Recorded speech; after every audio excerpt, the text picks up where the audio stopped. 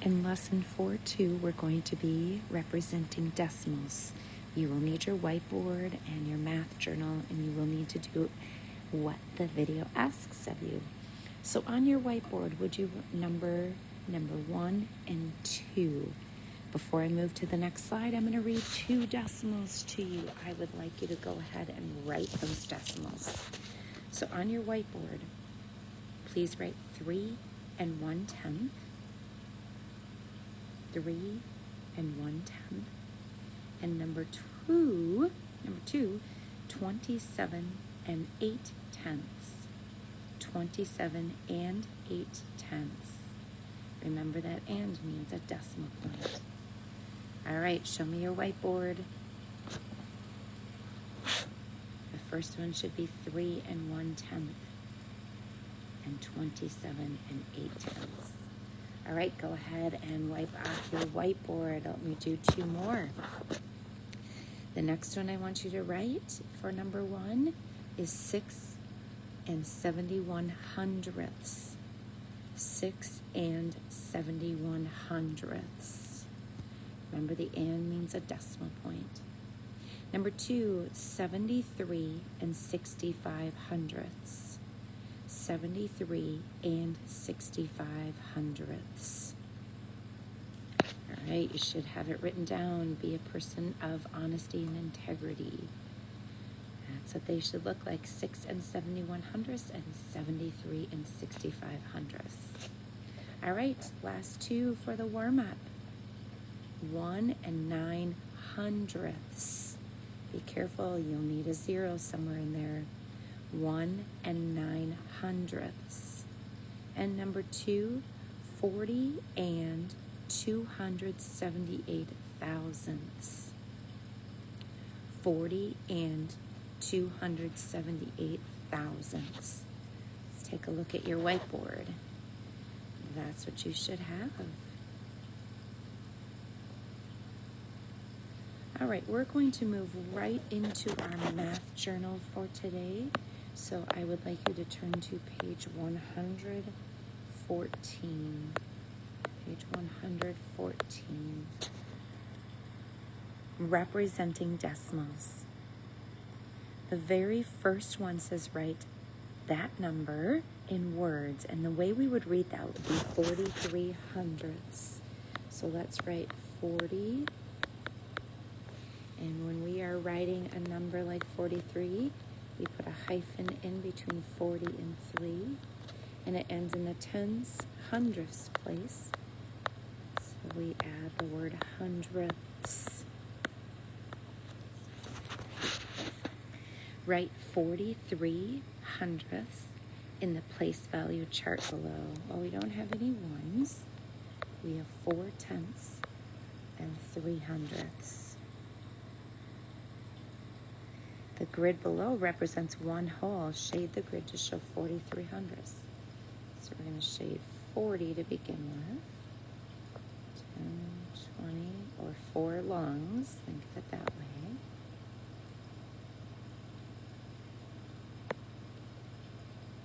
So that's 40, 41, 42, 43/100ths. For problems 4 through 6, use words, fractions, equivalent decimals, or other representations to write at least 3 names for each decimal in the name collection box. Then shade the grid to show the decimal. Well, one of the things that you can always do is you can add a 0 behind it. 8/10ths would be the same as 8 longs. 1, 2, 3, 4, 5, 6, 7, 8. And each one of those longs can be cut up into 10 equal parts. So this would be 10, 20, 30, 40, 50, 60, 70, 80. Think of it as 8 dimes versus 80 pennies. Same thing. So then I can put another 0 behind it too. 8/10ths is the same as 80/100ths, which is the same as 80,000ths. I also could write it in words.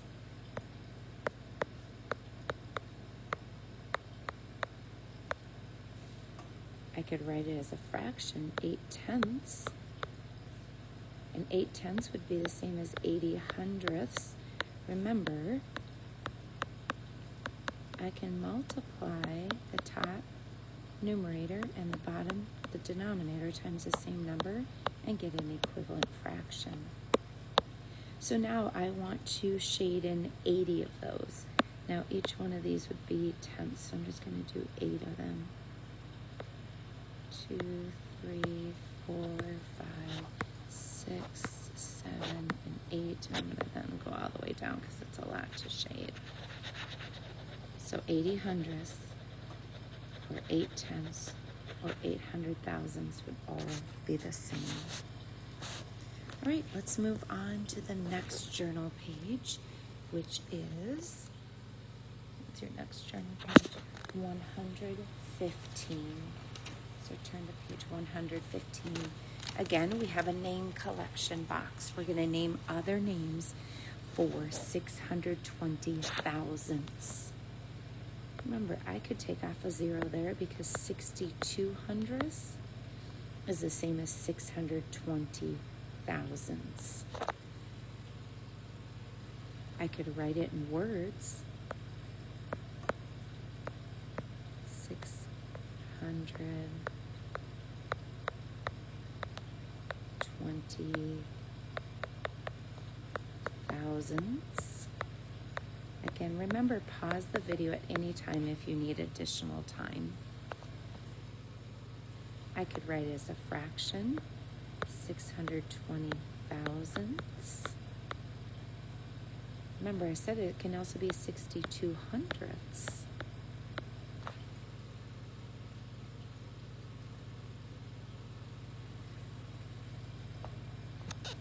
I could also write it as 62/100ths. So now I'm going to shade in.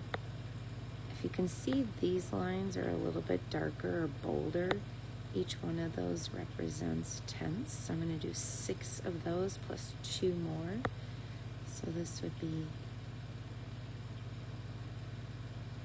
2, 3, 4,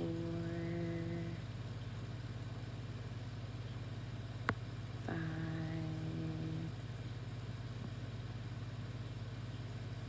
6, and then 2 more.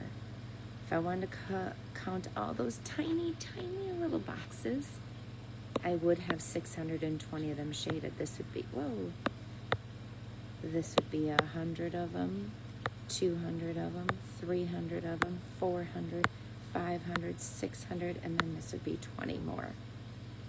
All right, let's move on to number 6. 418,000ths. If I were to count up all the little boxes there would be 1,000 of them. So if I wanted to shade 418, this would be 100, 200, 300, 400, because each one has 10 in it, so 10, 20, 30, 40, 50, 60, 70, 80, 90, 100 would be the same thing as 100, sorry. Okay, and then 18 more, so this is 10, 11, 12, 13, 14, 15, 16, 17, 18. How could I write that in other words? Well, I could say 418,000ths. I could write 418,000ths.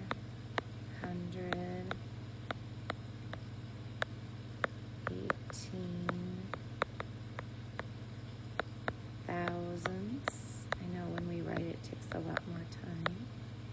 Do you know I could even put a 0 behind this? As long as the 0 is behind it, doesn't change the value of it. So this one would actually be read 4,180 10,000ths. So if I wanted to write that as a fraction,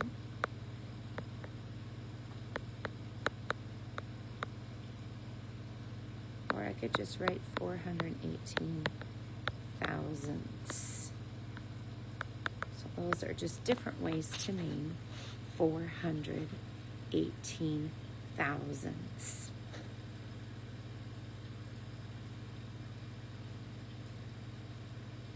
Again, pause the video if you need more time. Moving on to journal page 116. We're going to work a little bit more on fractions, fraction number stories.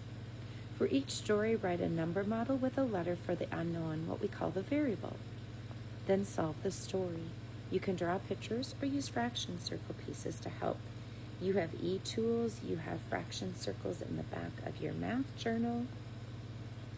But number 1, a chef divides 5 heads of lettuce equally among 12 salad plates. How much lettuce will be on each plate? So we're taking 5 things and dividing them by 12 plates. So we know that this answer will be less than 1 whole. So I could draw 5 heads of lettuce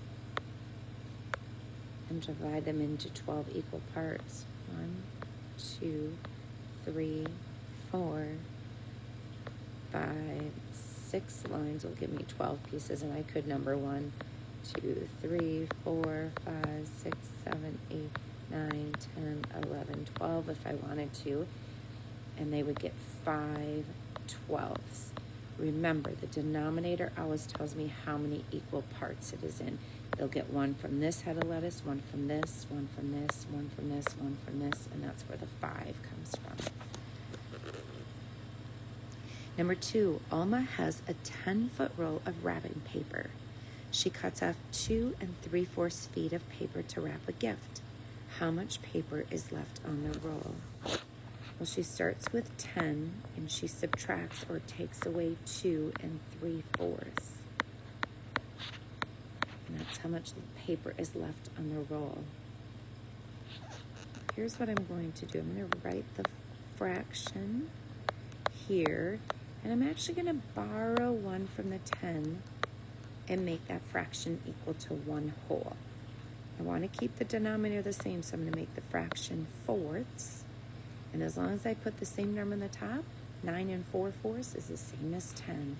Now it becomes easy to subtract.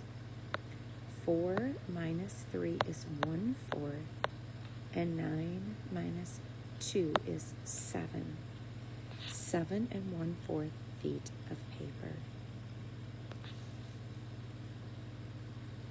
Number 3, Vernon mixes 2 1/3 cups of water with 2 1/3 cups of white vinegar to make a cleaning solution. How much cleaning solution did he make? So we're going to add together these fractions. 2 1/3 plus 2 1/3 gives me how much cleaning solution? It's always a lowercase letter of the alphabet. So this one becomes quite simple. I add the whole numbers. 2 and 2 is 4. And because the denominators are the same, I can just add the numerators. 1 and 1 is 2. My denominator does not change. Number 4, in a relay race, one runner ran 4 3/10 miles. The next runner ran 4 9/10 miles. What is the total distance they ran? So we're combining their distances. Combine means to add. 4 3/10 plus 4 9/10 gives me what they ran.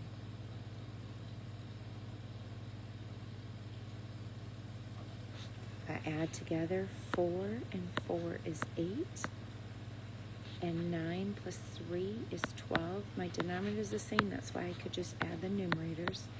Now, that is an improper fraction. So I'm going to borrow 10 from here to give me 2 left and make that 10/10 equal to 1 whole and add that to the 8.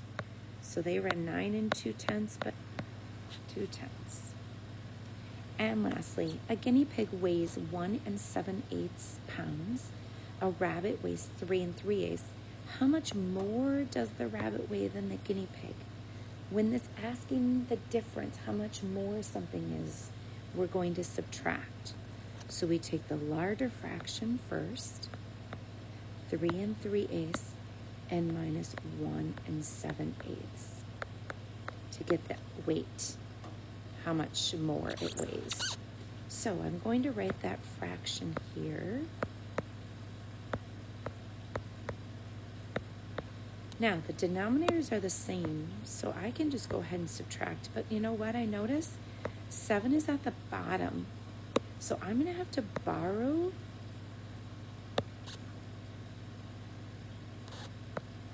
from the 3. So go ahead and borrow from the 3. And let's add a fraction that's equal to the 1 we just borrowed. We want to keep eighths the same. So if I put 8 on the top, that's equal to the 1 that I just borrowed over here. Add that to what's ever already there, the 3/8, to get 11/8. Now my larger number is on top and I can subtract. Eighths doesn't change. 11 minus 7 is 4. 2 minus 1 is 1. We would say 1 4/8, or simplify that fraction and write 1 1/2. And lastly, a bicycle relay race is 24 miles long. Nikita's team has 7 members who will each ride the same distance in the race. How far will each team ride? Well, they're taking those 24 miles and they're dividing it up between the 7 members. So how many 7s are there in 24? Well, 7 goes into 24 3 times, which is 21. My remainder is now smaller than my divisor, so I'm going to write it as a fraction. I cannot just ignore the remainder because otherwise they wouldn't get to the 24 miles. So the remainder goes on top. The number that I divided by goes on the bottom. So they would each divide up 3 and ride 3 3/7 of a mile.